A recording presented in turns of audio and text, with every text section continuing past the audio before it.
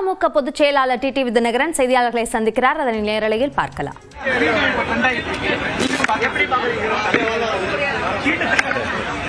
September 15 அண்ணா பிறந்தநாள் அன்றைக்கு சென்னையில் டி நகர்னு நினைக்கிறேன், அங்க மீட்டிங்ல பழனிசாமி எப்படியெல்லாம் வீரவசனம் பேசுறார்.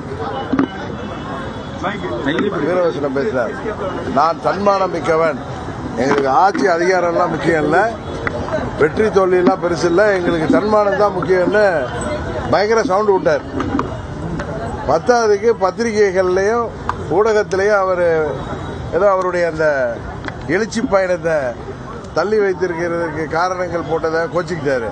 அவர் ஏதோ வானிலை அறிக்கையெல்லாம் படிச்சு மழை பெய்யுங்கிறதுனால தள்ளி வச்சேன்னு கதையெல்லாம் விட்டுட்டு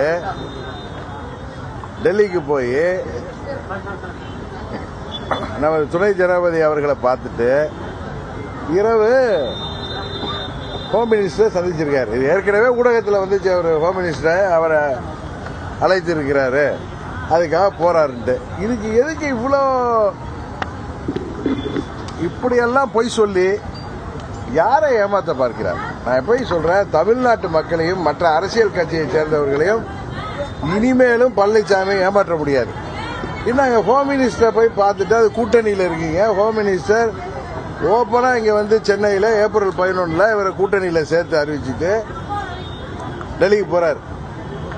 என்ன காரணம்? இப்படி ஹோம் மினிஸ்டரை பார்த்துட்டு வெளில வர்றப்ப முகத்தை மூடிக்கிட்டு வர வேண்டிய அவசியம் என்ன இருக்கு? இதுவரை கேள்விப்பட்டிருக்கீங்களா? அரசியல்ல எந்த ஒரு கட்சி தலைவராவது டெல்லியில சென்று அல்லது வேறு எங்கோ கூட்டணி கட்சி தலைவர்களை சந்தித்து விட்டு வரும் பொழுது இப்படி முகத்தை மூடிக்கொண்டு ஓடி வருவதை பார்த்திருக்கீங்களா? யார் இப்படி முகத்தை மூடிட்டு வருவாங்கன்னு உங்களுக்கு தெரியும். எனக்கு நேற்று ஊடகங்கள் மூலம் தான் தெரிஞ்சு, பக்கத்தில் உட்கார்ந்தது அவருடைய அன்பு மகன், 2 பேரும் மூஞ்ச மூடிட்டு வர்றாங்கன்ட்டு. இதுக்கு பழனிசாமி தான் பதில் சொல்லணும். ஆனா சில ஊடகத்தை சேர்ந்த நண்பர்கள் சொன்னாங்க, அது நாங்க இல்ல வேற யாரும். ஹோம் மினிஸ்டர் வீட்டில இருந்து யாரும் மூஞ்ச மூடிட்டு வெளில போக வேண்டிய அவசியம் இல்லை, அங்க சொல்ல வேண்டிய அவசியம் இல்லை. முத்துராமலிங்க தேவருக்கு பாரத ரத்னா கொடுக்கணும்னு சொல்லிட்டு ஹோம் மினிஸ்டர் சந்திச்சு மனு கொடுத்திருக்கேன்னு சொல்லி ட்விட்டர்ல போட்டு. அதாவது தேவர் பெருமகனார் என்பவர் நமது தென் மாவட்டங்களில் எல்லா மக்களாலும் மிகவும் மதிக்கப்படக்கூடிய, இன்னும் சொல்ல போனால் தெய்வமாக வணங்கக்கூடிய ஒரு பெரிய மகான். அவருக்கு பாரத ரத்னா வழங்கப்பட வேண்டும் என்பது அந்த பகுதி மக்களின் நீண்ட நாள் கோரிக்கை. அதை யார் எடுத்து போய் முன்வைத்தாலும் அது தவறில்லை. ஆனால் அந்த பகுதி மக்களை எப்படியெல்லாம் அரசியல் ரீதியாக 10.5% என்று அறிவித்து ஒரு கண்ணுக்கு வெண்ணையும் ஒரு கண்ணுக்கு சுண்ணாம்பு வைத்து அந்த பகுதிக்கு செல்லும் பொழுதெல்லாம் 105 சமுதாயத்தை சேர்ந்த மக்கள் எப்படியெல்லாம் கடந்த முறை இவர் சென்றபோது கூட எவ்வளவெல்லாம் இவருக்கு எதிராக இருக்கிறார்கள் என்பது தெரிந்து அதை எப்படியாவது அவர்களை சரி செய்ய வேண்டும் என்பதற்காக அவர் முயற்சி எடுக்கிறார். அதே நேரத்தில் யார் போய் தேவரையா அவர்களுக்கு பாரத ரத்னா விருது வழங்க வேண்டும் என்று கோரிக்கை வைத்தாலும் அது ஒரு நல்ல கோரிக்கை தான்.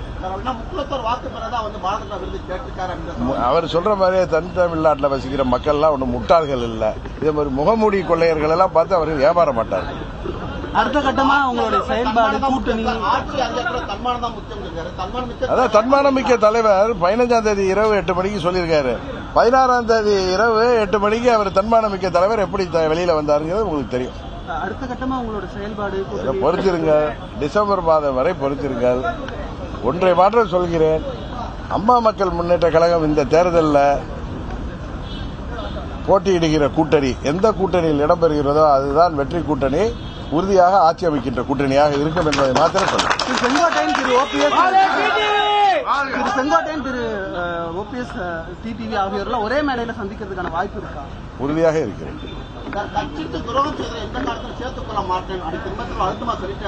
அதாங்க அவரை இன்னொன்னு சொன்னாரு, 26 தேர்தலுக்கு ரோட்ல அடிப்பாங்கன்னு, அது அவரை தான் அவர் சொல்லிக்கிறாரு.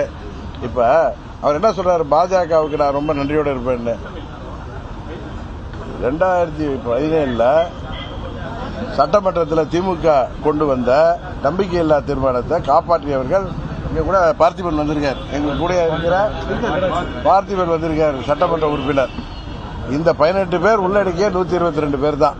அப்பொழுது அண்ணன் பன்னீர்செல்வம் உங்களுக்கு தெரியும் எதிர்த்து அவரை சேர்ந்த 11 பேர் வாக்களித்தார்கள். அன்றைக்கு காப்பாற்றிய சட்டமன்றம் அன்னைக்கு பாஜக காப்பாற்றல. ஆனா அடுத்த கட்டத்திலிருந்து